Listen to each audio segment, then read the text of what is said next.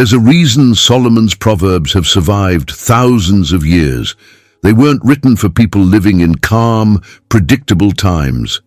They were written for people just like us, people navigating change, uncertainty, relationships that fall apart, decisions that feel too heavy, and mornings when you don't know if you're strong enough to keep going. Proverbs doesn't sugarcoat life. It tells you the truth. And the truth is this: wisdom isn't just nice to have.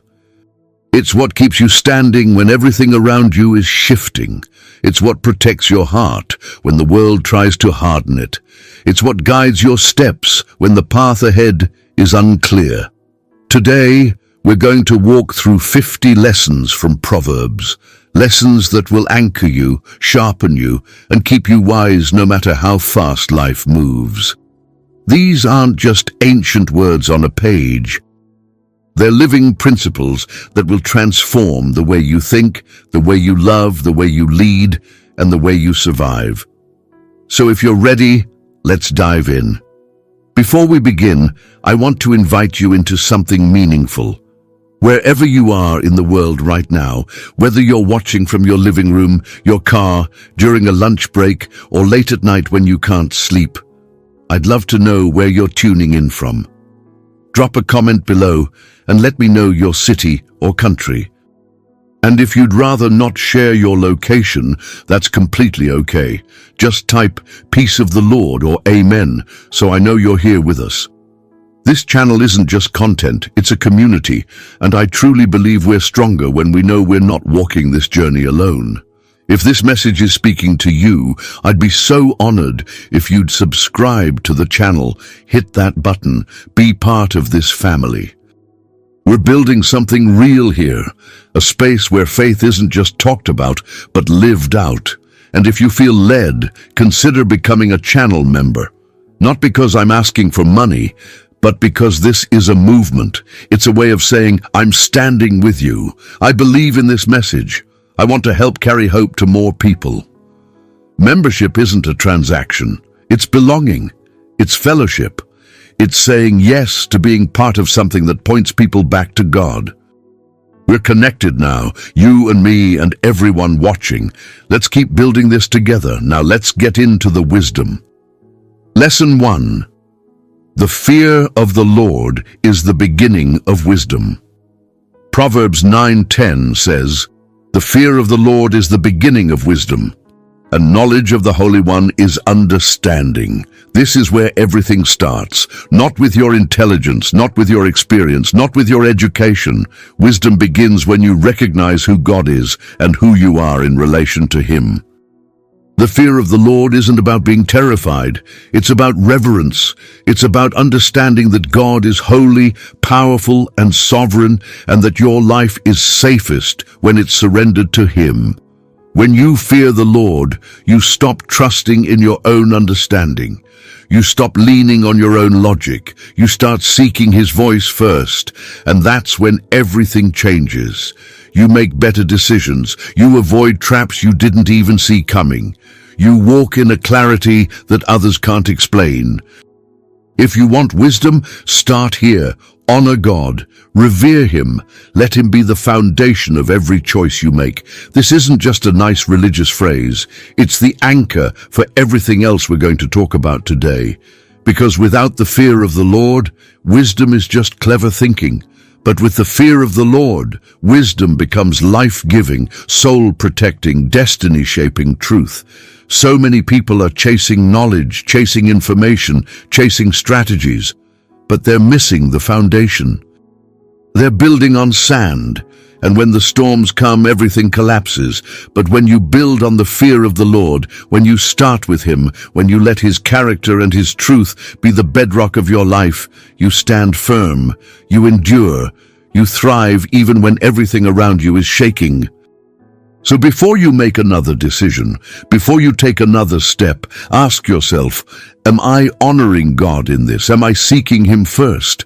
Am I building on the right foundation? Because that's where wisdom begins. The fear of the Lord changes everything about how you approach life. It changes how you see success. It changes how you handle failure. It changes how you treat people. It changes your priorities, your perspective, your purpose. When God is at the center, when He's the starting point, everything else falls into place. Not because life becomes easy, but because you're anchored to something that can't be shaken. You're connected to a source of wisdom that never runs dry. Lesson 2. Guard your heart above all else. Proverbs 4:23 says, "Above all else, guard your heart, for everything you do flows from it." Your heart is the command center of your life. It's where your desires are formed, your motives are shaped, and your decisions are born. If your heart is compromised, everything else will be too. That's why you have to be careful about what you let in, the people you spend time with, the content you consume, the thoughts you entertain, the bitterness you hold on to. All of it shapes your heart, and your heart shapes your life. Guarding your heart doesn't mean building walls. It doesn't mean isolating yourself or refusing to love or trust anyone. It means being intentional. It means protecting your peace. It means not giving access to anything that pulls you away from God. Think about it like this. Your heart is like a garden. Whatever you plant there will grow. If you plant seeds of resentment, anger, lust, or fear, that's what will take root. That's what will produce fruit in your life. But if you plant seeds of love, truth, faith, and hope, that's what will flourish. And the thing about gardens is that they require maintenance. You can't just plant good seeds and walk away. You have to pull the weeds. You have to water.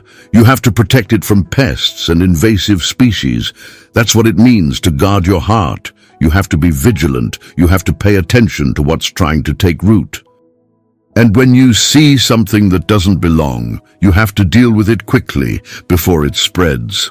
When your heart is aligned with God, your life follows. Your decisions make sense. Your relationships are healthier.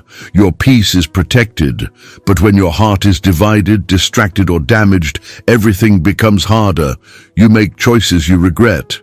You say things you don't mean. You hurt people you love. And it all traces back to the condition of your heart. So guard it fiercely, intentionally, prayerfully. Don't let just anyone speak into your life. Don't let just anything occupy your mind. Be selective, be careful, be wise, because everything you do flows from your heart. And if your heart is healthy, your life will be too. I've seen too many people lose their way because they didn't guard their heart. They let toxic relationships poison their perspective. They let comparisons steal their joy. They let unforgiveness build walls that imprisoned them. They let worry and anxiety take up residence and eventually take over. And slowly, imperceptibly, their heart changed. And when their heart changed, their life changed. Not for the better. So don't let that be you. Guard your heart. It's the wellspring of life. Protect it like your future depends on it, because it does.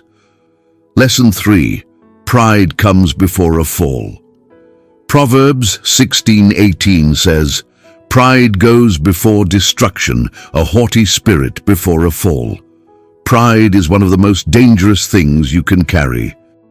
It blinds you. It isolates you. It makes you think you don't need God, don't need counsel, don't need accountability. And that's exactly when you fall.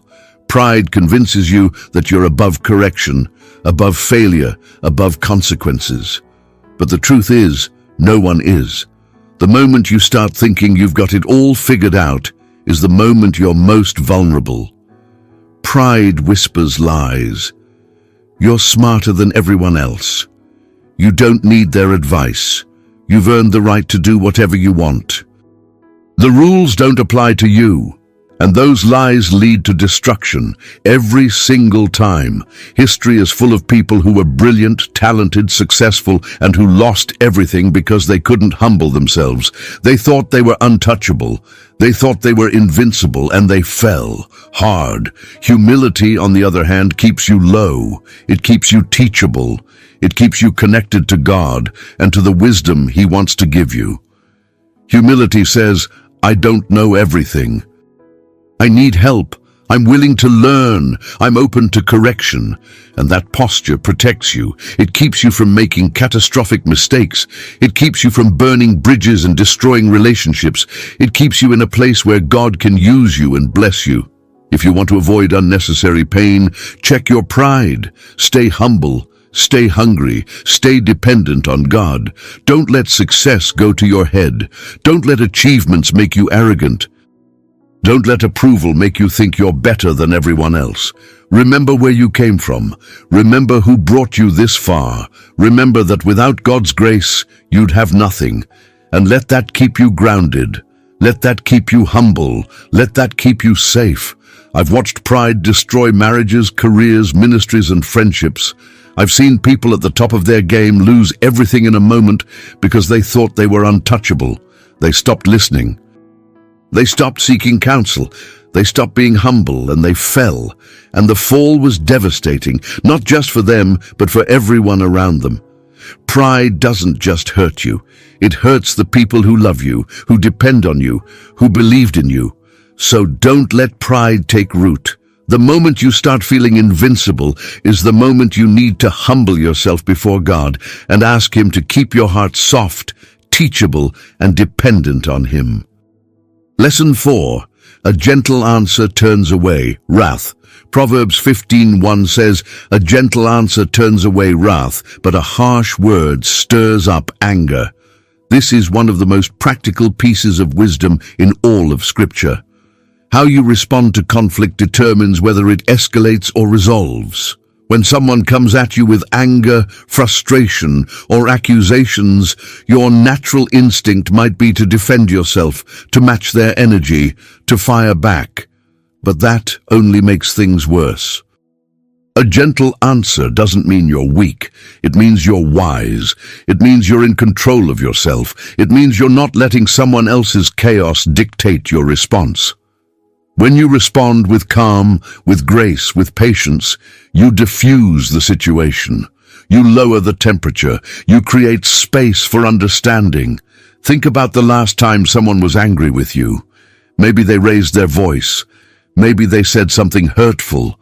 Maybe they were completely out of line. In that moment, you had a choice. You could respond in kind, raise your voice, say something hurtful back, defend yourself aggressively. Or you could respond with gentleness. And here's what happens when you choose gentleness. It disarms people. It catches them off guard. It makes them pause, because they were expecting a fight. They were expecting you to escalate. And when you don't, when you remain calm and kind, it forces them to reconsider their approach. It creates space for de-escalation. It opens the door for real conversation instead of just combat. This doesn't mean you allow yourself to be disrespected or abused. It doesn't mean you let people walk all over you. It means you choose your battles. You choose your tone. You choose peace over proving a point.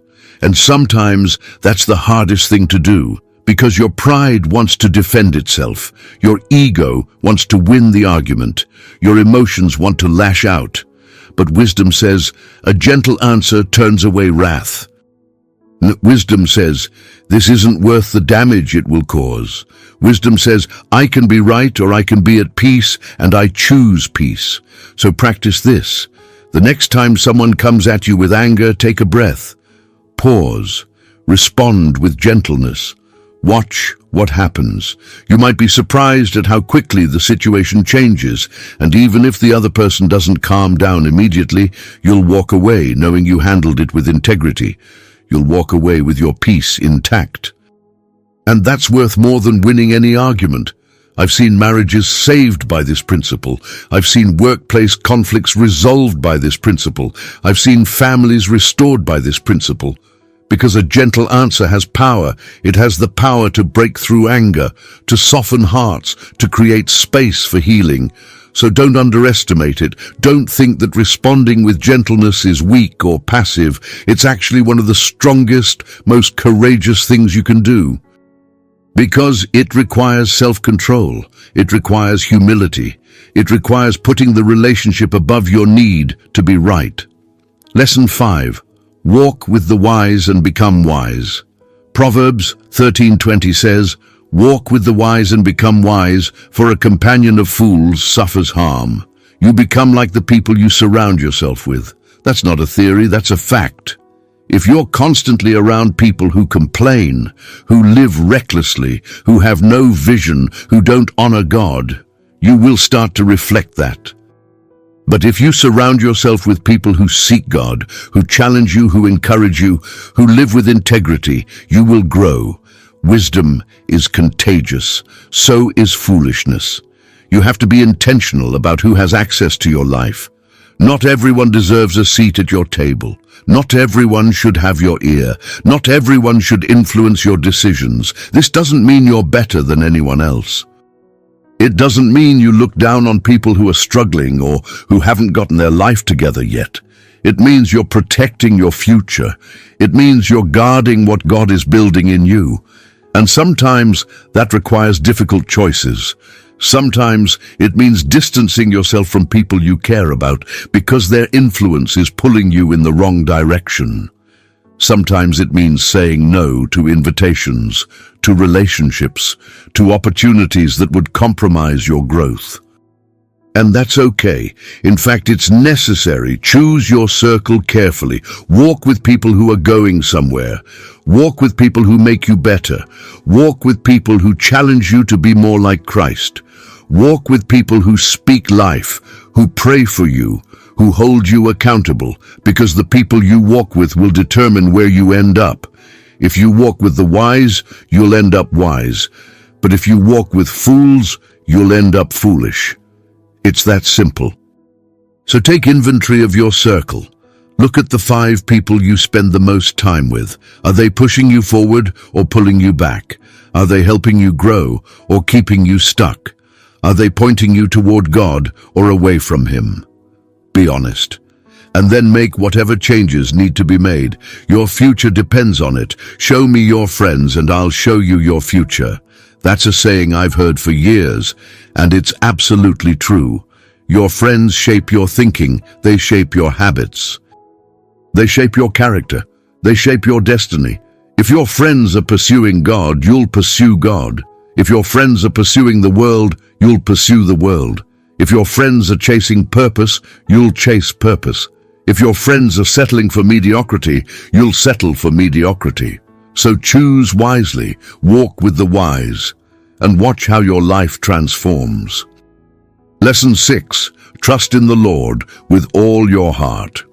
Proverbs 3:5-6 says, "Trust in the Lord with all your heart, and lean not on your own understanding. In all your ways submit to Him, and He will make your paths straight."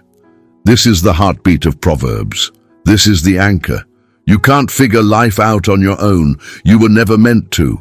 Your understanding is limited. Your perspective is incomplete. You only see part of the picture. But God sees everything. He knows the end from the beginning. He knows what's ahead, what's behind, and what's best for you. Trusting Him means letting go of control. It means submitting your plans, your dreams, your fears, your questions, all of it to Him. It means believing that even when the path doesn't make sense, He's still leading you. And when you trust Him fully, He makes your path straight. Not easy, not painless, but straight, aligned, purposeful. This is one of the hardest things to do, especially if you're someone who likes to be in control. If you're a planner, if you're someone who needs to understand the why behind everything, because trusting God often means moving forward without all the answers. It means taking steps when you can't see the full staircase. It means saying yes to things that don't make logical sense. But here's what I've learned. Every time I've tried to figure things out on my own, I've made a mess. Every time I've leaned on my own understanding, I've gotten it wrong. But every time I've trusted God, even when it didn't make sense, He's been faithful, He's led me, He's provided, He's protected me from things I didn't even know were threats. So stop trying to figure it all out. Trust Him, submit to Him, surrender your need for control, surrender your need for answers, surrender your timeline, and watch Him lead you exactly where you need to be. His paths are straight, His ways are higher, His plans are better. Trust Him with all your heart. Not some of your heart, not most of your heart, all of it, and watch what He does. The fear of the Lord changes everything about how you approach life. It changes how you see success. It changes how you handle failure. It changes how you treat people. It changes your priorities, your perspective, your purpose. When God is at the center, when He's the starting point, everything else falls into place. Not because life becomes easy, but because you're anchored to something that can't be shaken. You're connected to a source of wisdom that never runs dry. Trusting God doesn't mean you stop planning. It doesn't mean you stop working. It doesn't mean you become passive. It means you hold your plans loosely. It means you do your part and trust God with the results. It means you submit your way to Him and let Him direct your steps. And when you do that, when you truly trust Him with all your heart, you'll find a peace that surpasses understanding. You'll find a confidence that doesn't depend on circumstances. You'll find a clarity that guides you even in the most confusing seasons. Lesson 7. The tongue has the power of life and death. Proverbs 18:21 says, "The tongue has the power of life and death, and those who love it will eat its fruit." Your words matter. They're not just sounds that disappear into the air. They carry weight. They create atmosphere. They build up or tear down. They heal or they wound.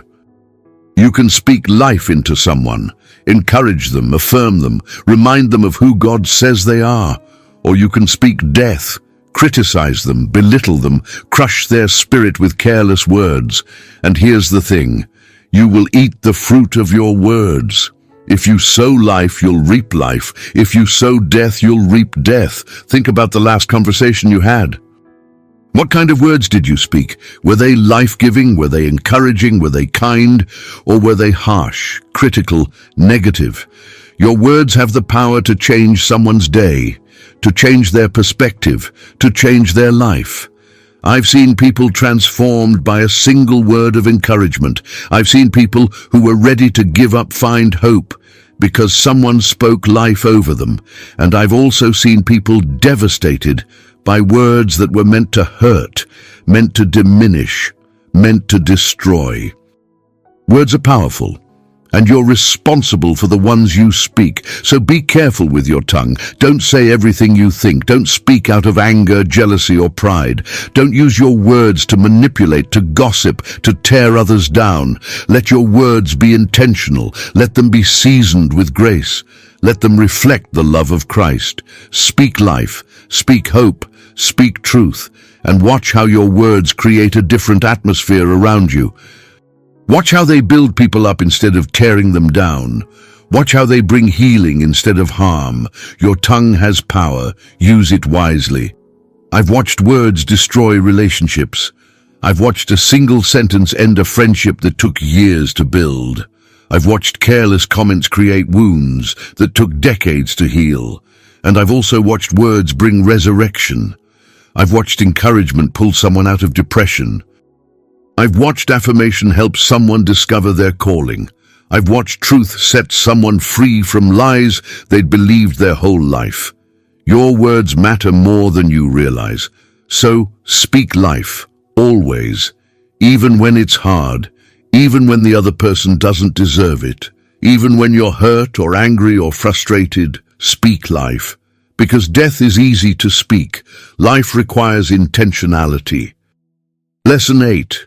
A cheerful heart is good medicine. Proverbs 17:22 says, "A cheerful heart is good medicine, but a crushed spirit dries up the bones." Your emotional and spiritual health directly impacts your physical health. When your heart is heavy, when you're carrying bitterness, anxiety, or despair, it affects your whole body. But when your heart is light, when you're walking in joy, when you're choosing gratitude even in hard seasons, it heals you. Joy is medicine. It strengthens you. It sustains you. And joy doesn't mean pretending everything is fine. It doesn't mean ignoring your pain or suppressing your emotions. It means choosing to trust God even when things aren't fine. It means finding reasons to be grateful in the middle of difficulty. It means refusing to let circumstances steal your peace. I know people who are going through incredibly hard things: loss, sickness, financial struggle, relational pain, and yet they still have joy. Not because their circumstances changed, but because they chose joy. They chose to worship anyway. They chose to trust God anyway. They chose to find reasons to be grateful anyway. And that joy sustained them. It carried them through. It became medicine for their weary souls. So cultivate a cheerful heart, laugh, worship, spend time with people who lift you up. Fill your mind with things that are good, true, and beautiful. Choose gratitude, choose hope, choose joy. Let it be your default, not your exception, and watch how it transforms you from the inside out. Medical science is finally catching up to what the Bible has said for thousands of years. Your mental and emotional state affects your physical health. People who live with chronic stress, anxiety, and negativity have higher rates of heart disease, weakened immune systems, and shorter lifespans. But people who cultivate joy, gratitude, and hope experience better health outcomes across the board. So joy isn't just a nice feeling. It's a health strategy. It's medicine for your body, your mind, and your soul. And it's available to you even in the hardest seasons. You just have to choose it. Lesson 9. Plans fail for lack of counsel.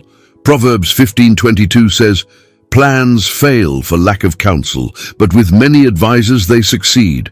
You weren't meant to navigate life alone. You need counsel. You need perspective. You need people who can see what you can't see, who can ask the questions you're not asking, who can speak truth when you're too close to the situation to see clearly. Pride tells you that you don't need advice. Pride says, "I've got this. I can figure it out on my own." But wisdom says, "I need all the help I can get." When you're making big decisions about relationships, career, finances, ministry, seek counsel. Talk to people who are older, wiser, and further down the road. Talk to people who love God and love you enough to tell you the truth.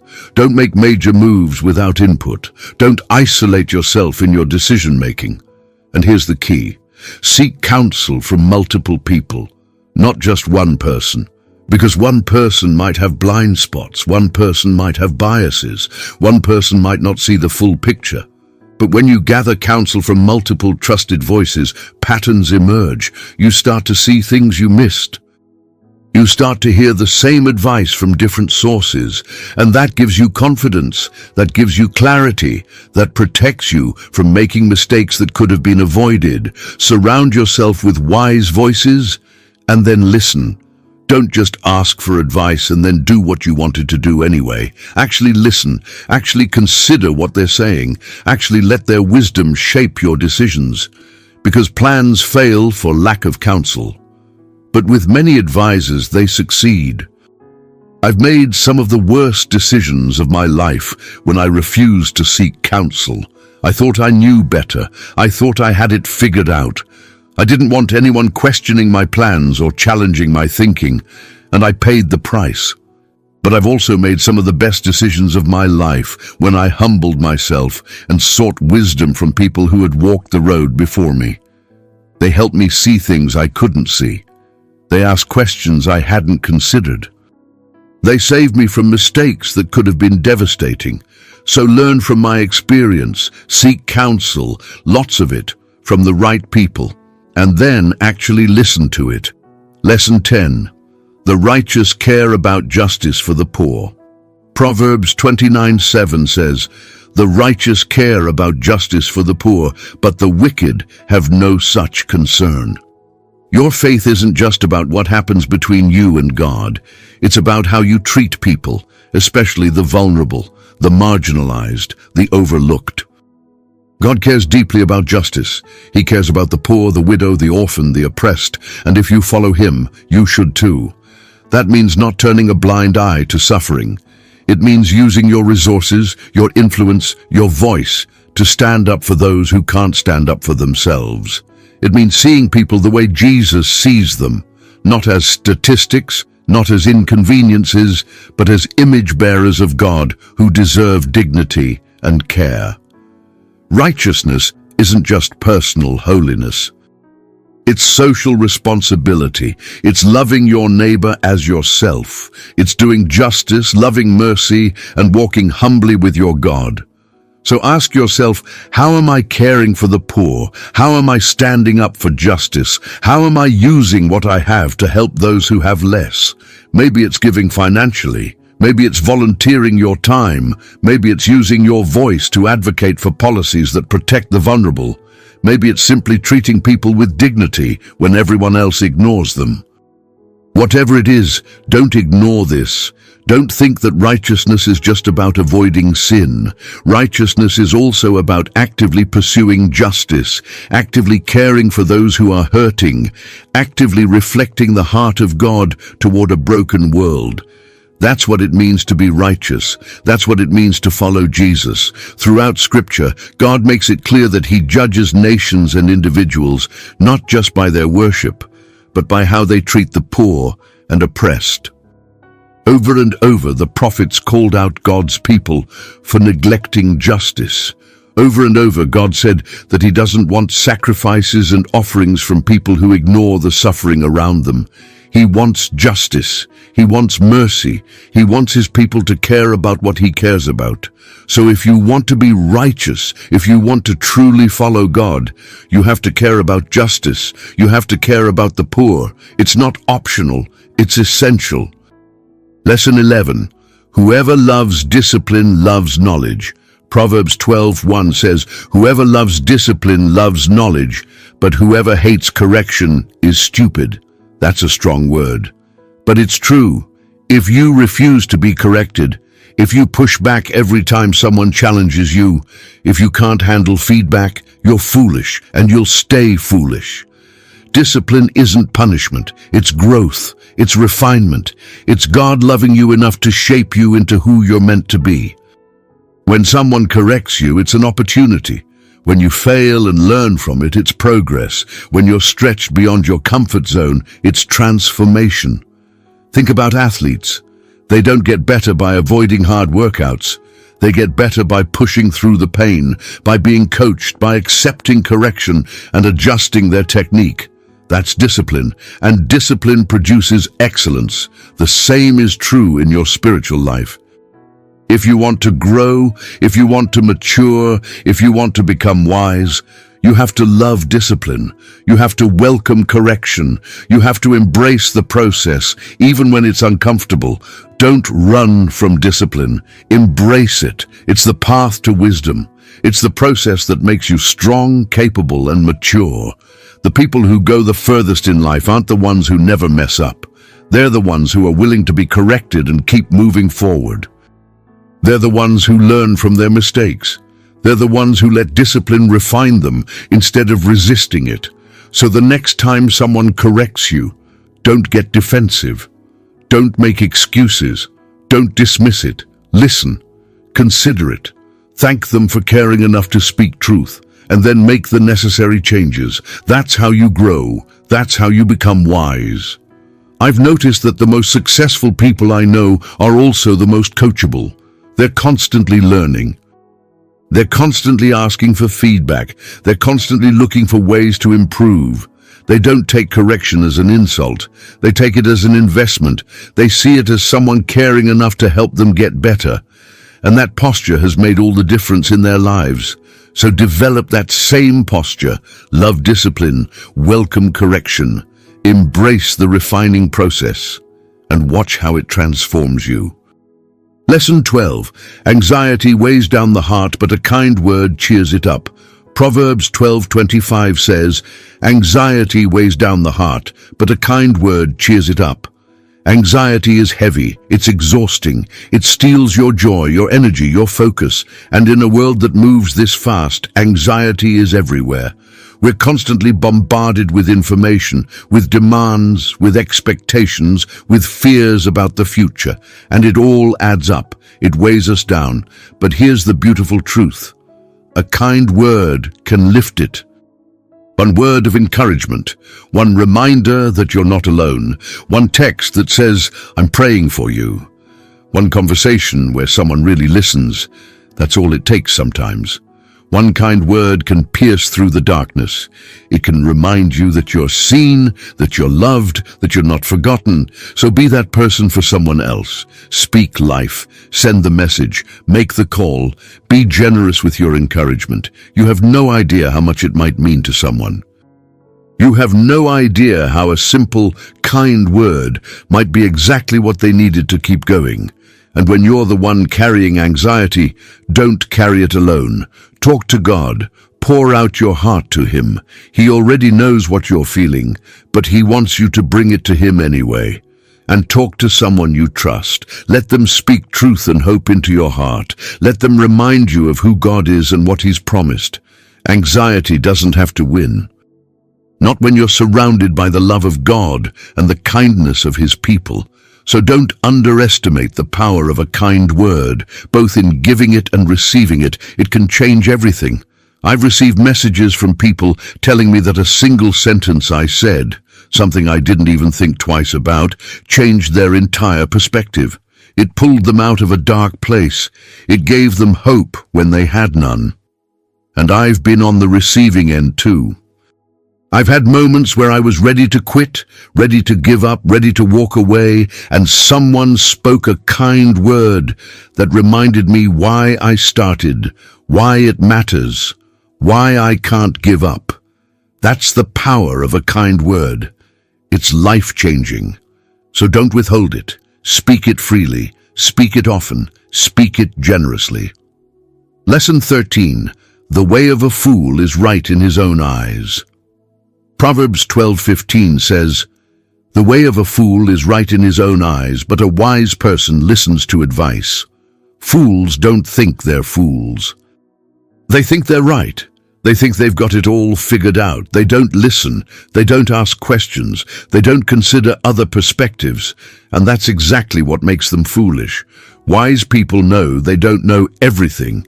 They're open to learning. They're willing to be wrong. They seek advice. They ask for help. They admit when they're confused. And that humility is what keeps them growing. One of the most dangerous things you can do is assume you're always right.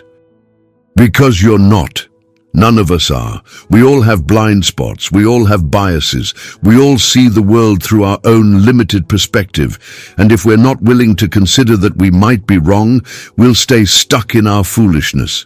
So stay teachable, stay curious, stay humble enough to listen. When someone challenges your thinking, don't immediately dismiss them. Consider what they're saying. Ask yourself if there's truth in it. Be willing to change your mind when you're presented with better information. That's not weakness, that's wisdom, that's maturity, that's growth. Don't be so convinced of your own rightness that you can't see when you're wrong. Don't be so proud that you refuse to listen. Because the way of a fool is right in his own eyes, but a wise person listens to advice. I've had to change my mind on so many things over the years. Things I was absolutely convinced of. Things I would have argued about passionately. But then someone presented me with a different perspective, or I encountered new information, or I saw the consequences of my thinking play out in real time. And I realized I was wrong. And that's okay. That's actually good. Because it means I'm growing. It means I'm learning. It means I'm willing to be corrected. And that willingness has saved me from so much unnecessary pain and so many avoidable mistakes. Lesson 14. A friend loves at all times. Proverbs 17:17 says, "A friend loves at all times, and a brother is born for a time of adversity." Real friendship isn't seasonal. It's not just about the good times, the fun moments, the easy seasons. Real friendship shows up when things fall apart, when you're struggling, when you're hurting, when you're not at your best. A true friend doesn't walk away when life gets messy. They step closer. They carry you. They remind you who you are when you've forgotten. Anyone can be your friend when you're winning, when you're successful, when you're happy, when everything is going well. But a real friend is there when you're losing, when you're broken, when you've messed up and you're ashamed, when you're in the valley and you can't see a way out. That's when you find out who your real friends are. And that's the kind of friend you should be too. Don't just show up for the celebrations. Show up for the hard days. Be the person who stays.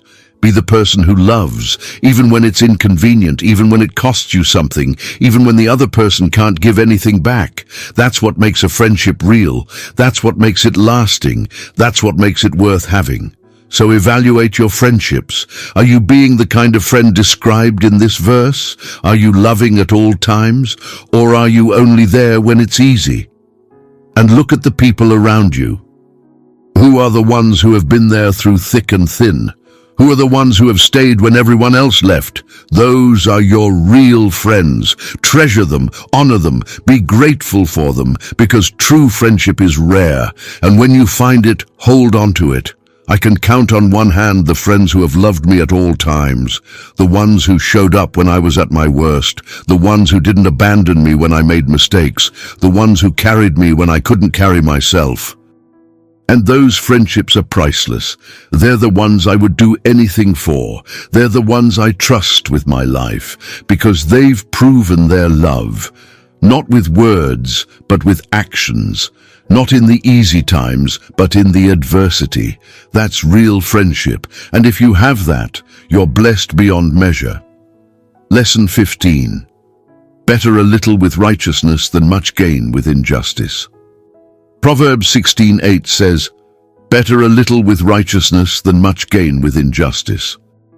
You can have everything and still have nothing. You can gain the whole world and lose your soul. Success doesn't mean anything if it's built on compromise. If you had to lie to get it, if you had to step on people to achieve it, if you had to abandon your integrity to reach it. God values righteousness over riches. He values character over clout. He values obedience over outcomes. And if you have to choose between doing the right thing and getting ahead, always choose the right thing. Always. Because what you gain through dishonesty, you'll lose. What you build on compromise will crumble. What you achieve through injustice will ultimately destroy you. But what you gain through righteousness lasts. What you build on integrity stands. What you achieve through obedience is blessed by God. So don't chase success at the expense of your soul. Don't sacrifice your values for a promotion. Don't compromise your integrity for a paycheck. Don't cut corners to get ahead. It's not worth it. It's better to have less and sleep well at night. It's better to walk in righteousness and trust God to provide. It's better to be broke and blessed than rich and cursed. Because at the end of your life, what will matter isn't how much you accumulated. It's how you lived. It's whether you walked in integrity. It's whether you honored God. And those are the things that can never be taken from you. I've watched people sell their soul for success. I've watched them compromise their values, their integrity, their relationships, all in pursuit of more money, more status, more recognition. And you know what? They got it. They achieved what they were chasing, but they lost themselves in the process. They lost their peace, they lost their joy, they lost the respect of the people who mattered most. And in the end, they realized it wasn't worth it. So learn from their mistakes. Don't sell out. Don't compromise. Keep your integrity intact.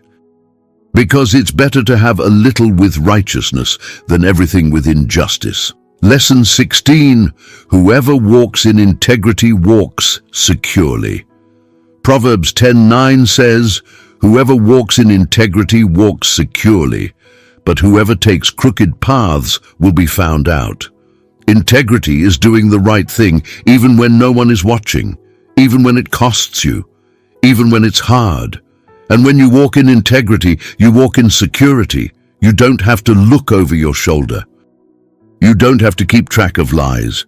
You don't have to wonder when the truth will catch up to you. You can sleep at night. You can look people in the eye. You can stand before God with a clear conscience. There's a freedom that comes with integrity, a peace, a confidence, because you know that you have nothing to hide. You know that your life can be examined and you'll be okay. You know that you're living in a way that honors God and honors others. But when you take crooked paths, when you lie, cheat, manipulate, or deceive, you lose that security. You're constantly worried about being found out. You're constantly covering your tracks. You're constantly living in fear that someone will discover the truth, and eventually they will. The truth always comes to light, always. So walk in integrity. Let your yes be yes and your no be no. Be the same person in private that you are in public. Don't say one thing and do another. Don't pretend to be something you're not. Just be honest, be real, be true. That's how you build a life that lasts. That's how you walk securely. That's how you honor God and reflect His character to the world. Integrity means there's no gap between who you say you are and who you actually are. It means your private life matches your public life. It means your actions align with your words. And that kind of consistency creates security, not just for you, but for everyone around you. People can trust you. They can count on you. They can believe what you say because you've proven yourself to be a person of integrity. And that's a reputation worth more than gold. Lesson 17. Commit your work to the Lord and your plans will succeed. Proverbs 16:3 says, "Commit to the Lord whatever you do, and He will establish your plans." Success isn't about working harder or being smarter than everyone else. It's about surrendering your work to God. When you commit your plans to Him, when you invite Him into your projects, your goals, your dreams, He establishes them. He aligns them. He blesses them. That doesn't mean everything will be easy. It doesn't mean you won't face obstacles. But it means you won't be doing it alone. It means God is with you, directing you, providing for you. So before you start, pray. Before you launch, seek Him. Before you move forward, commit it to the Lord. Ask Him to guide you. Ask Him to bless your efforts.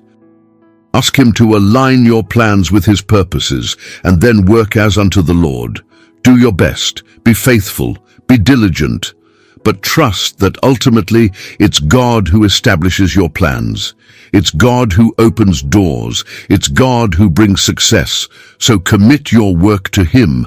Let Him be the foundation of everything you build, because what you build with Him will stand. What you build without Him will crumble. I've learnt this lesson the hard way. I've launched projects without praying. I've pursued goals without seeking God. I've worked my tail off, trying to make things happen in my own strength. And you know what? Some of those things succeeded for a while, but they didn't last. They didn't fulfill me. They didn't bring the blessing I thought they would. But when I've committed my work to the Lord, when I've invited Him into the process, when I've surrendered my plans to His purposes, He's established them. He's opened doors I couldn't have opened. He's brought opportunities I couldn't have created. He's blessed my work in ways I never imagined. So learn from my experience. Commit your work to the Lord. Let Him establish your plans.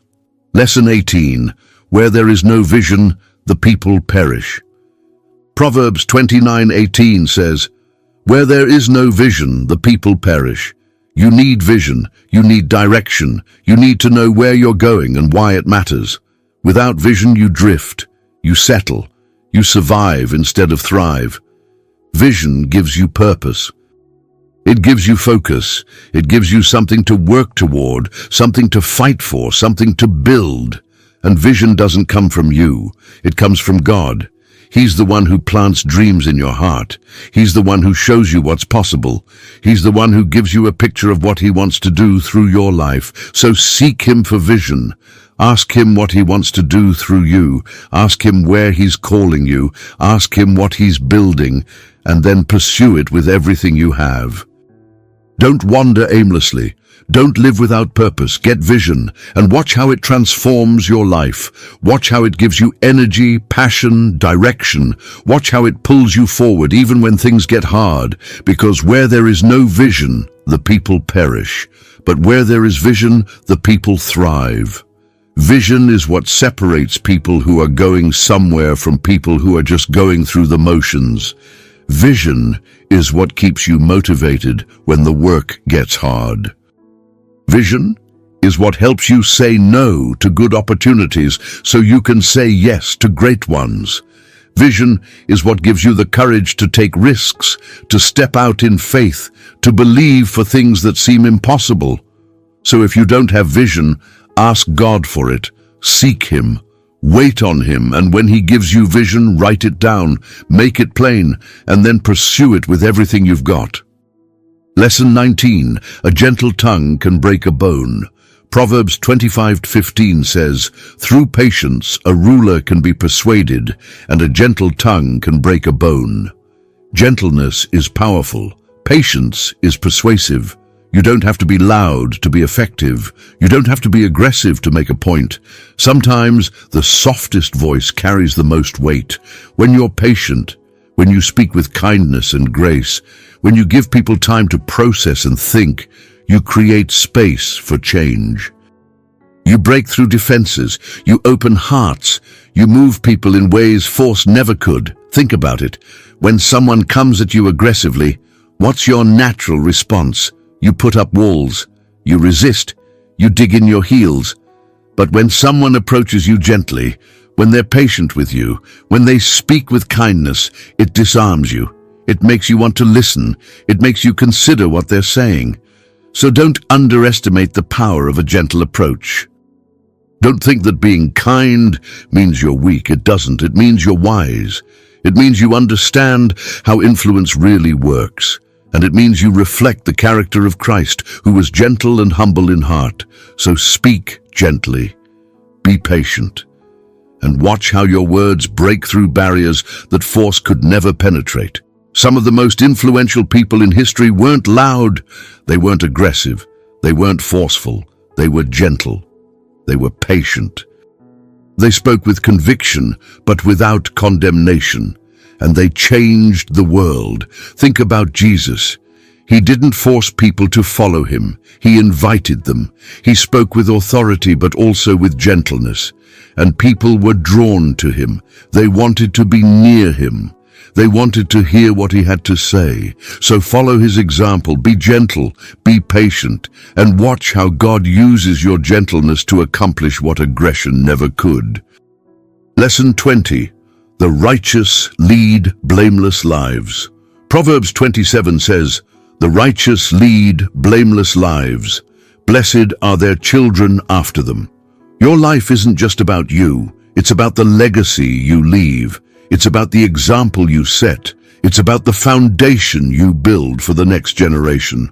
When you live with integrity, when you walk in righteousness, when you honor God in every area of your life, you're not just blessing yourself, you're blessing your children, your grandchildren. Everyone who comes after you, they'll see what it looks like to follow God. They'll see what it means to live with conviction. They'll inherit a legacy of faith, not failure. They'll have a foundation to build on, not wreckage to clean up. So live blamelessly, not perfectly but intentionally. Make choices that honor God. Walk in integrity. Build a life that's worth passing down, because your children are watching. The next generation is watching. And what you do today shapes what they do tomorrow. Let your life be a testimony. Let it be something worth following. Let it be a blessing to those who come after you. I think about the legacy I want to leave. I think about what my children will say about me when I'm gone. Will they say I was a man of integrity? Will they say I loved God with all my heart? Will they say I was faithful to my commitments? Will they say I lived what I preached? Those questions drive me. They motivate me. They keep me accountable, because I don't want to just talk about righteousness. I want to live it. I want to model it. I want to leave a legacy that blesses the generations that come after me. Lesson 21. Do not boast about tomorrow. Proverbs 27:1 says, "Do not boast about tomorrow, for you do not know what a day may bring." You don't control tomorrow. You don't even know if you'll see it. So stop living like you have all the time in the world. Stop putting off the important things. Stop delaying obedience. Stop waiting for the perfect moment. Today is what you have. This moment is what's guaranteed. So use it. Love the people in front of you. Do the work God has given you. Say the words that need to be said. Make the apology. Take the step. Don't assume there will always be time later. How many times have you said, "I'll do that tomorrow"? How many times have you postponed something important because you thought you'd have another chance? But tomorrow isn't promised. And sometimes tomorrow never comes. I've talked to too many people who regret not telling someone they loved them, who regret not making things right before it was too late, who regret waiting for the perfect moment that never arrived. Don't let that be you. Don't boast about tomorrow. Don't assume you'll have time. Be present. Be faithful. Be intentional with today. Live like every moment matters, because it does. Life is fragile. It's precious. It's fleeting. And we don't know how much time we have. So don't waste it. Don't squander it. Don't take it for granted. Live with urgency. Live with purpose. Live with intentionality, because today is all you're guaranteed. Make it count. Lesson 22. The name of the Lord is a strong tower. Proverbs 18:10 says, "The name of the Lord is a fortified tower. The righteous run to it and are safe." When life gets hard, when you're under attack, when you don't know where to turn, run to God. His name is your refuge. His presence is your safety. You don't have to fight every battle alone. You don't have to carry every burden by yourself. God is your strong tower. He's your protector. He's your fortress. And when you run to him, you are safe. Not from every hardship, not from every trial, but safe in his love, safe in his care, safe in the knowledge that he's with you and he will see you through. The name of the Lord is powerful. It's a fortress. It's a shelter. It's a place where you can rest, where you can find peace, where you can be protected from the storms of life. So when life gets overwhelming, don't run to distractions. Don't run to temporary fixes. Don't try to numb the pain or escape reality. Run to God. Call on his name. Seek his presence. Hide yourself in him, because he's the only refuge that will never fail you. He's the only tower that will never crumble. He's the only place where you're truly, completely safe. I've run to God so many times, when I've been afraid, when I've been overwhelmed, when I've been under attack, when I didn't know what to do or where to turn. And every time he's been my refuge. Every time he's protected me. Every time he's given me the strength to keep going. So I know this isn't just a nice verse. It's a reality. It's a promise you can count on. When you run to God, you are safe. Lesson 23. Wounds from a friend can be trusted. Proverbs 27:6 says, "Wounds from a friend can be trusted, but an enemy multiplies kisses." Not every correction is an attack. Not every hard conversation is hostility. Sometimes the people who love you most are the ones who tell you what you need to hear, not what you want to hear.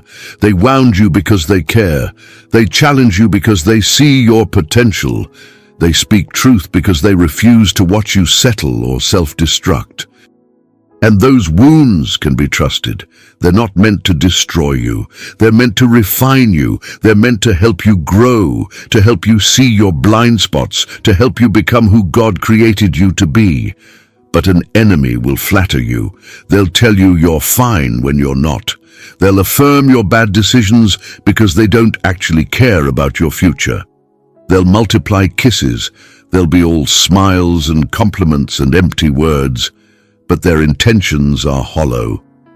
They're not invested in your growth. They're not concerned about your well-being. So welcome the wounds from a true friend. Let them speak into your life. Let them hold you accountable. Let them love you enough to tell you the hard truth. Because that's real love. That's real friendship. And it's one of the greatest gifts you can receive. I'm grateful for the friends who have wounded me, the ones who told me I was wrong, the ones who challenged my decisions, the ones who called me out when I was off track. Because those wounds saved me. They protected me from mistakes that could have been devastating. They helped me grow in ways I never would have on my own. So don't resent the wounds from a friend. Embrace them, thank God for them, and let them refine you. Lesson 24. The generous will prosper. Proverbs 11:25 says, "A generous person will prosper. Whoever refreshes others will be refreshed." Generosity is a cycle. When you give, you receive. When you bless others, you get blessed. Not because God owes you, but because that's how His kingdom works. When you live with an open hand, when you're willing to give your time, your resources, your encouragement, your help, you tap into something supernatural.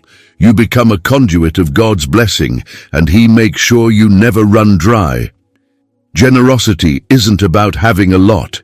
It's about giving what you have. The widow who gave 2 small coins gave more than the rich people who gave out of their abundance. Because she gave everything she had, she trusted God to provide, and that's generosity. So don't hold on so tightly. Don't hoard what you have. Don't live with a scarcity mindset that says, "I need to protect mine."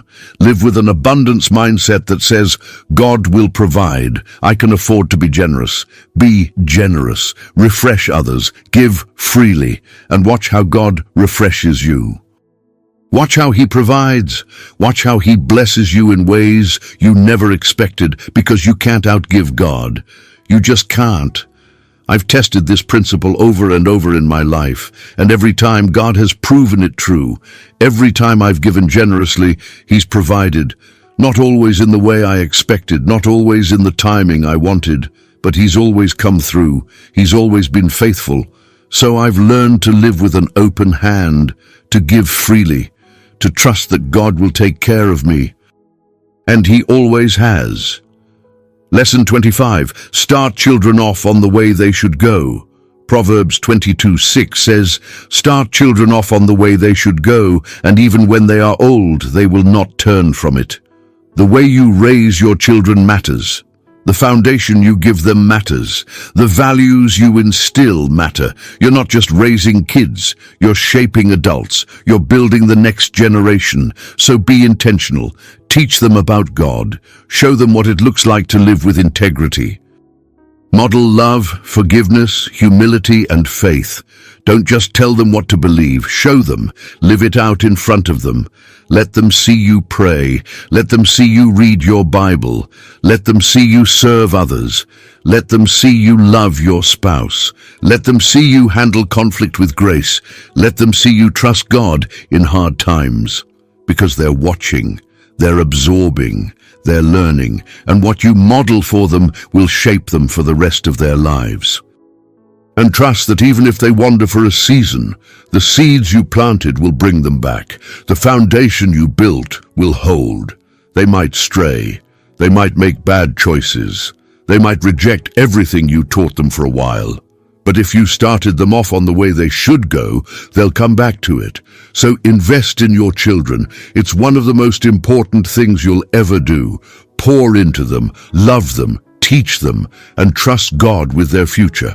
I'm raising children right now. And this verse gives me hope, because I know that even when they make mistakes, even when they wander, even when they question everything I've taught them, the foundation will hold. The truth will remain.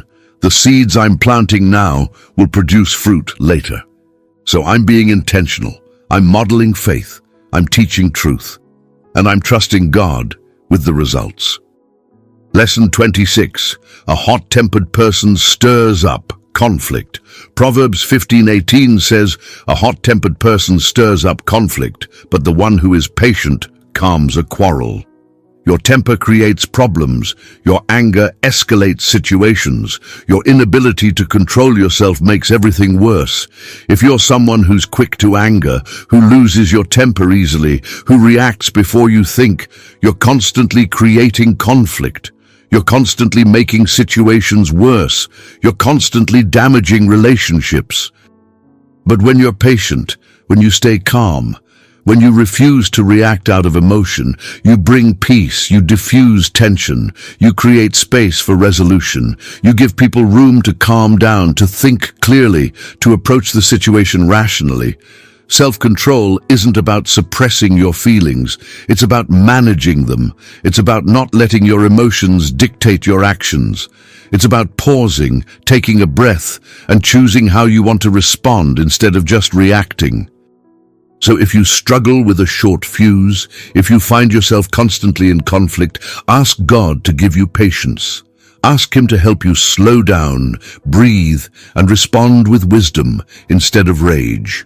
Ask Him to help you see the bigger picture instead of just reacting to the moment. Your relationships will thank you. Your peace will thank you. Your future will thank you. I used to have a terrible temper. I would fly off the handle at the smallest things, and it cost me. It damaged relationships. It created unnecessary conflict. It made people afraid to be honest with me. But God has been working on me. He's been teaching me patience. He's been showing me that my anger doesn't accomplish anything good. And slowly, I'm learning to control my temper instead of letting it control me. It's a process, but it's worth it. Lesson 27. The sluggard's craving will be the death of him. Proverbs 21:25 says, "The craving of a sluggard will be the death of him, because his hands refuse to work." You can't want something and refuse to work for it. You can't dream without discipline. You can't expect results without effort. Laziness doesn't just keep you from success. It kills your potential. It destroys your future. It robs you of everything you could have been. God gave you gifts, talents, abilities, and opportunities, and He expects you to use them, not to earn His love, but to honor Him, to steward what He's given you, to make a difference with your life. So stop making excuses. Stop waiting for perfect conditions. Stop expecting everything to just fall into your lap. Get up, work hard, be diligent, be faithful, be consistent, put in the effort, do the work that others aren't willing to do, and watch what God does with your obedience. Watch what He does with your faithfulness. Watch what He does when you combine your effort with His blessing. Because God doesn't bless laziness. He blesses diligence. He blesses faithfulness. He blesses people who work hard and trust Him with the results. Laziness is a slow death. It's the death of potential, the death of purpose, the death of possibility. And it happens gradually, one day at a time, one excuse at a time, one postponed decision at a time, until one day you wake up and realize you've wasted years. So don't let that be you. Work hard, be faithful, be diligent, and trust God to bless your efforts. Lesson 28. Humility comes before honor. Proverbs 18:12 says, "Before a downfall the heart is haughty, but humility comes before honor." If you want to be honored, start by being humble. If you want to be promoted, start by serving. If you want to lead, start by learning. Humility positions you for blessing. It opens doors that pride would slam shut. It creates opportunities that arrogance would never see. God opposes the proud, but gives grace to the humble. He resists those who think they've got it all figured out, but He lifts up those who are humble, who are teachable, who recognize their need for Him. So don't chase recognition. Don't demand respect. Don't force your way to the top. Humble yourself, serve faithfully, trust God to lift you up in due time, and when He does, you'll be ready, because humility prepared you. Humility shaped you. Humility made you the kind of person who can handle honor without letting it destroy you. Pride comes before a fall, but humility comes before honor. Choose humility, always. The greatest leaders I know are the most humble. They don't lord their authority over people. They don't demand special treatment. They serve, they listen, they learn.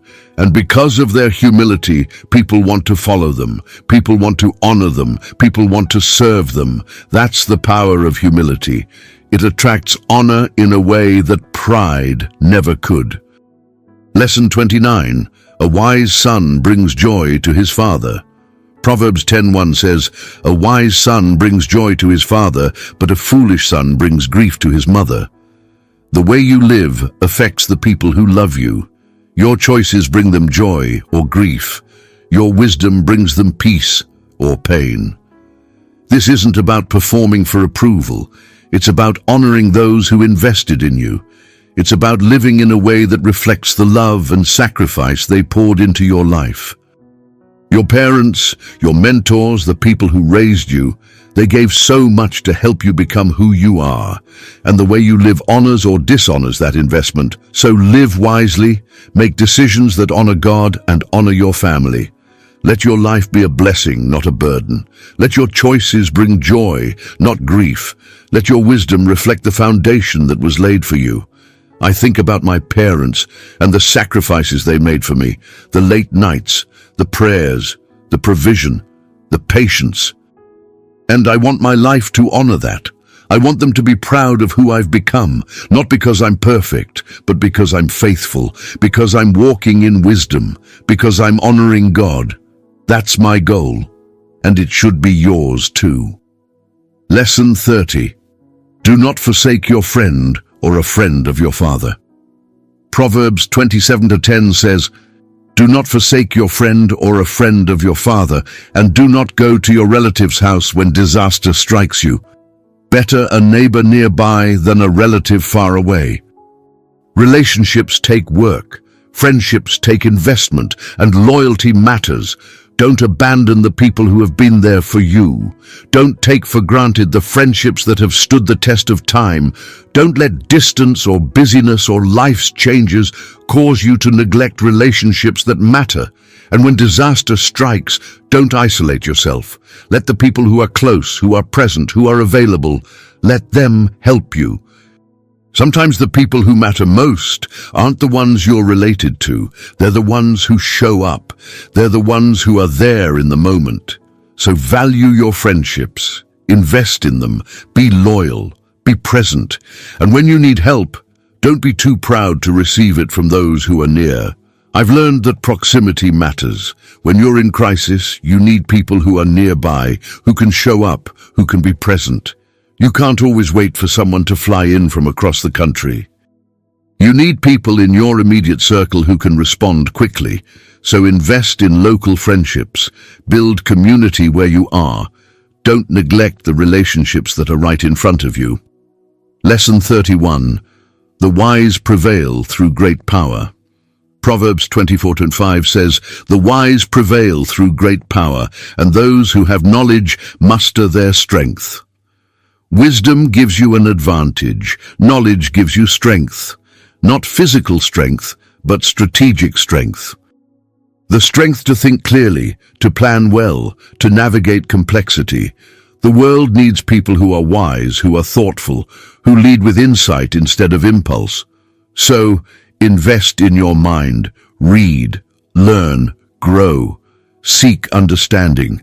Let wisdom be your greatest asset. Don't just rely on your natural abilities. Don't just coast on your talent. Develop your mind. Sharpen your thinking. Become someone who can solve problems, who can see solutions, who can lead with wisdom. Because when you're wise, you don't just survive. You prevail, you overcome, you succeed even when others fail. Knowledge is power, but wisdom is strategic power. It's knowing not just what to do, but when to do it and how to do it. It's discernment. It's understanding, it's insight that goes deeper than information. So pursue wisdom, pursue knowledge, and watch how it gives you an advantage in every area of life. Lesson 32. A prudent person foresees danger and takes precautions. Proverbs 22:3 says, "The prudent see danger and take refuge, but the simple keep going and pay the penalty." Wisdom sees what's coming. Foolishness ignores the warning signs. If you see danger ahead, whether it's a bad relationship, a risky decision, a compromising situation, don't keep going. Stop. Adjust. Take refuge. Protect yourself. Don't wait until you're already in the mess to wish you'd made a different choice. Be prudent. Be discerning, pay attention, notice the red flags, listen to the warnings, trust your gut when something doesn't feel right. And when God gives you a red flag, honor it. Don't ignore it. Don't rationalize it away. Don't convince yourself that you'll be the exception, because you won't. The danger is real, and if you keep going, you'll pay the penalty. I've ignored red flags before, and I've always regretted it. Every time. The relationship I knew was wrong but pursued anyway. The business deal I knew was shady but went through with. The decision I knew was unwise but made anyway. And every time I paid the price. So learn from my mistakes. Pay attention to the warnings. Heed the red flags. Take refuge before the danger hits. Lesson 33. The fear of man is a snare. Proverbs 29:25 says, "Fear of man will prove to be a snare, but whoever trusts in the Lord is kept safe." When you care too much about what people think, you get trapped. You compromise. You shrink. You silence yourself. You live for approval instead of obedience. You make decisions based on other people's opinions instead of God's will. And that's a snare. It traps you. It limits you. It keeps you from becoming who you're meant to be. But when you trust God more than you fear people, you walk in freedom. You make decisions based on His truth, not their opinions. You live boldly, knowing that His approval is all that matters. So stop letting people control you. Stop letting their expectations dictate your life. Stop worrying about what they think, what they say, what they'll do if you don't conform. Fear God, trust Him, and let that be enough. Because His approval is the only approval that matters. And when you have that, you're free. The fear of man has held so many people back from their calling, from their purpose, from their destiny. They're so worried about what people will think that they never step out. They never take the risk. They never obey God's call, and they spend their whole life trapped in a cage of their own making. Don't let that be you. Break free from the fear of man. Trust God and live boldly. Lesson 34. The righteous person cares for the needs of their animal. Proverbs 12:10 says, "The righteous care for the needs of their animals, but the kindest acts of the wicked are cruel." How you treat what's under your care reveals your character. If you're responsible for something, whether it's an animal, a task, a position, or a person, take care of it well. Don't neglect your responsibilities. Don't abuse your authority. Be faithful. Be kind. Be diligent. Righteousness shows up in the small things. It shows up in how you treat those who are vulnerable, who are dependent on you, who can't defend themselves. So be someone who cares. Be someone who takes responsibility seriously. Be someone whose character is consistent whether anyone's watching or not. Character is revealed in how you treat those who can do nothing for you, how you treat the waiter, how you treat the janitor, how you treat your pet, how you treat people who are beneath you in status or position. That reveals who you really are. So be kind, be compassionate, be responsible in everything. Lesson 35. Do not add to his words. Proverbs 35:6 says, "Every word of God is flawless. He's a shield to those who take refuge in him.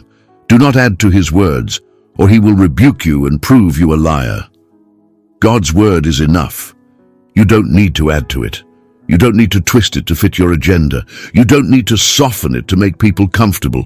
Just speak it, live it, trust it. It's flawless.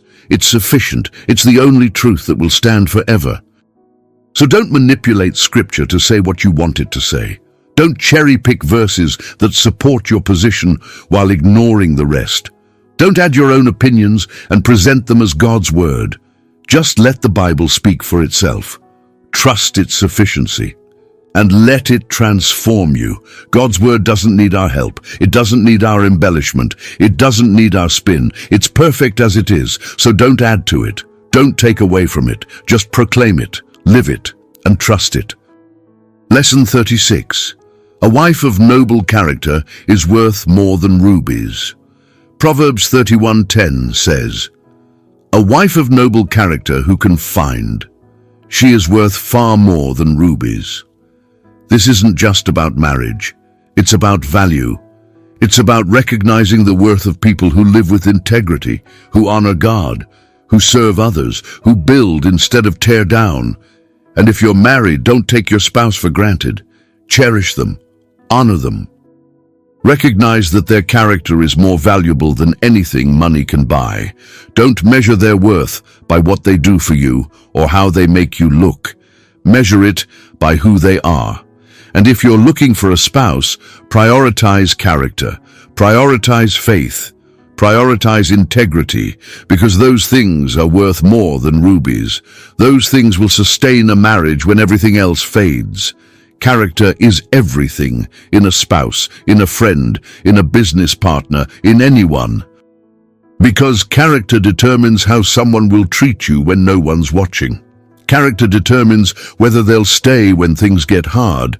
Character determines whether you can trust them, so value character above everything else. Lesson 37. The tongue of the wise brings healing. Proverbs 12:18 says, "The words of the reckless pierce like swords, but the tongue of the wise brings healing." You can wound someone with your words, or you can heal them. You can tear them down, or you can build them up. Your words have power, and you get to choose how you use that power. Choose healing, choose wisdom. Let your words be medicine, not poison. Let them bring comfort, not pain. Let them build up, not tear down. Because the world has enough people whose words pierce like swords. The world needs more people whose words bring healing. Be someone who speaks healing. Be someone whose words bring life, hope, comfort, and restoration. Be someone who leaves people better than you found them. That's the power of wise words. Lesson 38. The prudent keep their knowledge to themselves.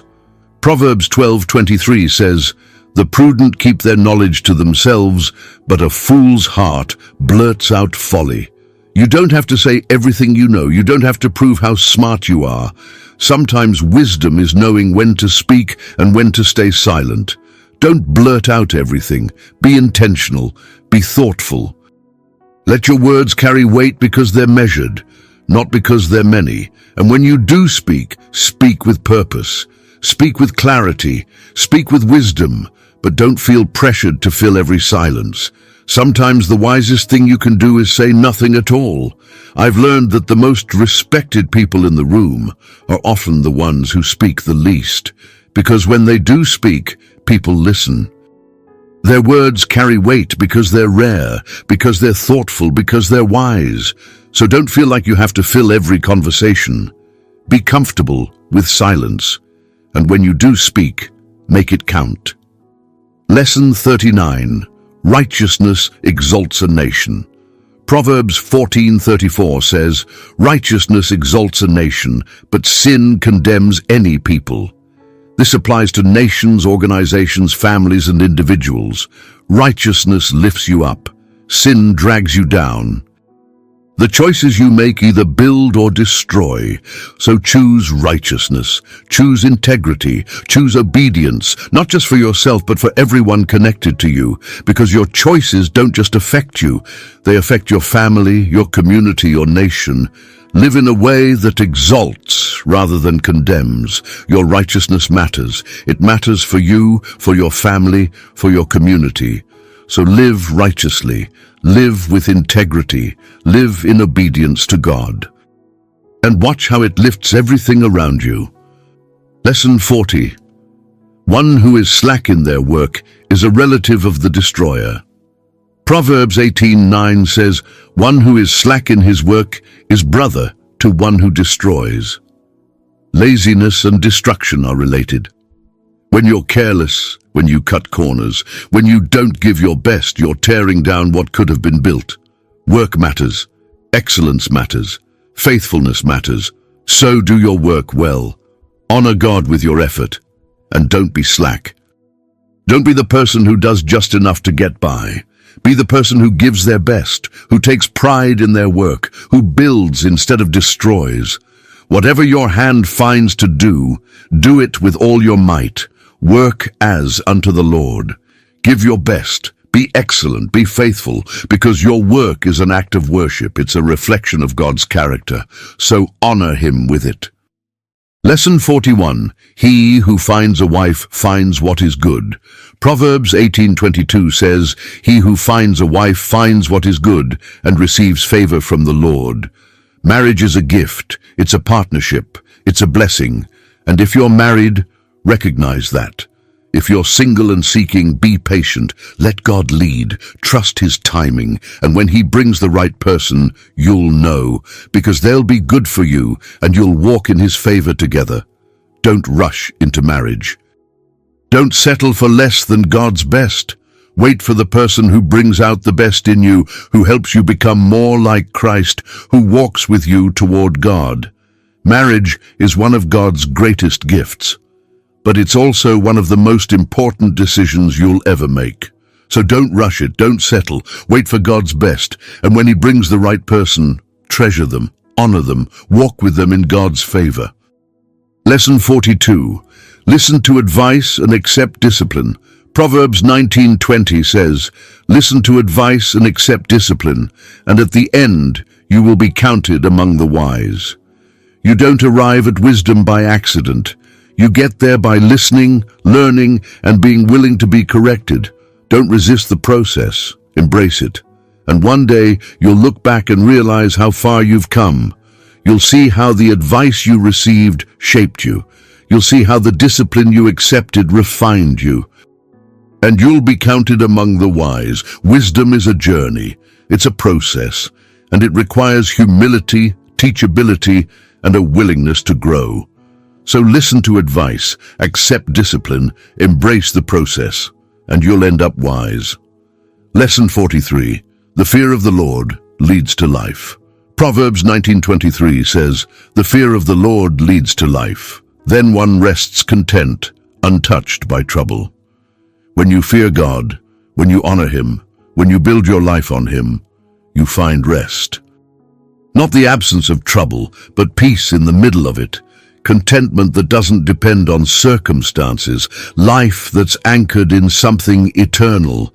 So fear the Lord, not because He's waiting to punish you, but because He's worthy of your reverence. He's worthy of your honor. He's worthy of your life. The fear of the Lord is the foundation of everything. It leads to life, to peace, to contentment, to rest. So build your life on the fear of the Lord and watch how it transforms everything. Lesson 44. Even fools are thought wise. If they keep silent, Proverbs 17:28 says, even fools are thought wise if they keep silent, and discerning if they hold their tongues. Sometimes the wisest thing you can do is say nothing. Don't feel pressured to have an opinion on everything. Don't feel like you need to speak just to be heard. Silence can be powerful. It can protect you. It can make you appear wiser than you are.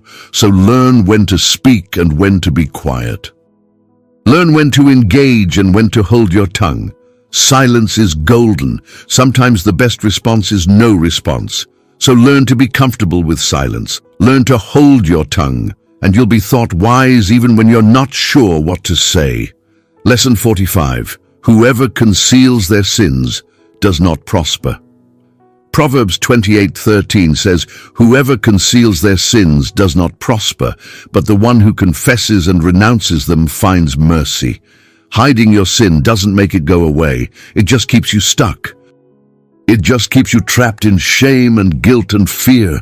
But when you confess it, when you bring it into the light, when you turn away from it, you find mercy, you find freedom, you find healing. So stop hiding, stop pretending, confess, repent, and receive the grace God is waiting to give you, because He's not waiting to condemn you. He's waiting to forgive you. He's waiting to restore you. He's waiting to set you free. Confession brings freedom. It brings healing. It brings restoration. So don't hide your sin. Bring it to the light. Confess it, renounce it, and receive the mercy and grace that God is eager to give. Lesson 46. Better to live on a corner of the roof than share a house with a quarrelsome spouse. Proverbs 21:9 says, "Better to live on a corner of the roof than share a house with a quarrelsome wife." This applies to any relationship. It's better to be alone and at peace than constantly in conflict. Don't settle for toxic relationships. Don't stay in environments that drain you. Prioritize peace. Protect your peace. And if you're in a relationship, work to be a person of peace, not contention. Work to create an environment where both people can thrive, not just survive. Peace is priceless. It's worth more than comfort, more than convenience, more than companionship with the wrong person. So prioritize peace, protect it, pursue it, and create it wherever you are. Lesson 47. The rich rule over the poor. Proverbs 22:7 says, "The rich rule over the poor, and the borrower is slave to the lender." Debt enslaves you. It limits your freedom. It controls your choices. So be wise with your finances. Don't live beyond your means. Don't borrow what you can't afford to pay back. Live within your means. Be generous, be responsible, and trust God to provide. Don't let debt rule your life. Don't let it steal your freedom. Make wise financial decisions and walk in financial peace. Financial freedom is spiritual freedom, because when you're in debt, you're not free. You're enslaved to your lender. So get out of debt. Stay out of debt. Live within your means and walk in the freedom that God intends for you. Lesson 48. Do not exploit the poor, because they are poor. Proverbs 22:22 says, "Do not exploit the poor because they are poor, and do not crush the needy in court." God defends the poor. He sees injustice, and He holds people accountable for how they treat the vulnerable. So don't take advantage of people. Don't exploit their desperation. Stand with them, advocate for them. Reflect the heart of God toward those who are hurting. Use your privilege, your resources, your voice to defend those who can't defend themselves. God cares deeply about how we treat the vulnerable. So be someone who stands up for them. Be someone who defends them. Be someone who reflects God's heart toward the poor and oppressed. Lesson 49. Apply your heart to instruction. Proverbs 23:12 says, "Apply your heart to instruction and your ears to words of knowledge." Don't just hear. Listen. Don't just read. Apply. Let God's word change you. Let instruction shape you. Be a doer, not just a hearer. That's how you grow. That's how you become who God created you to be. So when you read scripture, ask, how does this apply to my life? What do I need to change? What do I need to do differently? And then do it. Knowledge without application is useless, so don't just accumulate information. Apply it. Live it. Let it transform you. That's how you grow. That's how you become wise. Lesson 50. Buy the truth and do not sell it. Proverbs 23:23 says, "Buy the truth and do not sell it." Wisdom, instruction, and insight as well. Truth is valuable. It's worth everything. Don't trade it for comfort. Don't trade it for popularity. Don't trade it for convenience. Hold on to it, pursue it, guard it, because truth is the foundation of everything. And when you have it, don't let it go. Don't compromise it. Don't water it down. Stand on truth. Live by truth. Let truth guide you, and never ever sell it. Truth is non-negotiable. It's the foundation of everything, so buy it at any cost. And once you have it, never sell it, never compromise it, never trade it. Hold on to truth like your life depends on it, because it does. Before we close, I want to speak directly to your heart for a moment. If you've made it this far, if you've stayed with me through all 50 lessons, I believe there's a reason. I believe God is stirring something in you. Maybe He's reminding you of who you're called to be.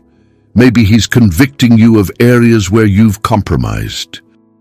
Maybe He's giving you hope that it's not too late to change, to grow, to become the person He created you to be. Whatever it is, don't ignore it. Don't push it aside. Lean into it. And if you feel moved to support this ministry, to help us reach more people with messages like this, I want to invite you to become a channel member. Not because I need your money, but because together we can do so much more than we can alone. Every person who joins is helping us reach someone who's lost, someone who's hurting, someone who needs to know that God still speaks. This isn't a transaction, it's a partnership, it's a movement, and I'd be honored to have you be a part of it. So if you feel led, click that membership button. Join us, let's change lives together. Now before I let you go, I have one final ask. If this message blessed you, if it challenged you, if it reminded you of truths you needed to hear, please don't keep it to yourself. Subscribe to this channel. Hit that like button. Turn on notifications so you never miss a video, because we're not done. There's more wisdom coming, more truth, more hope, more messages that will strengthen your faith and equip you for the journey ahead. And share this video. Send it to someone who needs it. Post it on your social media. Let's spread this message as far as we can, because somewhere right now, someone is searching for hope. Someone is looking for answers. Someone is desperate to know that they're not alone. And this message might be exactly what they need to hear. So share it. Be the one who brings hope into someone's life today. Be the one who reminds them that God is still here, still speaking, still working. Be the one who points them back to wisdom, back to truth, back to Him. I'm praying for you.